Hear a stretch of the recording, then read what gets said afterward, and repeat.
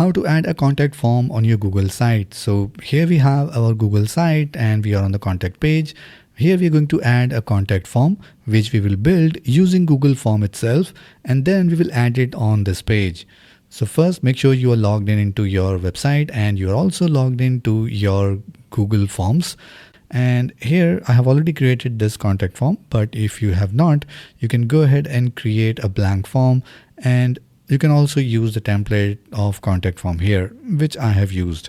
So right now we are on this form. We can click on this. And here you can add all the banners, you can edit all the fields. And once we are done with all the fields that we want on this contact form, we just need to save this form and then come back here in our website, that is our Google site contact page. You don't need any link, or you don't have to copy any embed link. You just need to click on the content area and then scroll down. Here you will find a form widget. Let's click on this.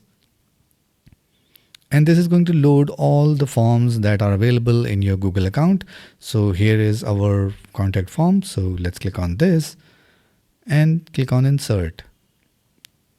So this is how you can add a contact form on your Google site. If you need any professional help regarding your Google sites, then make sure you check out the link in the video description.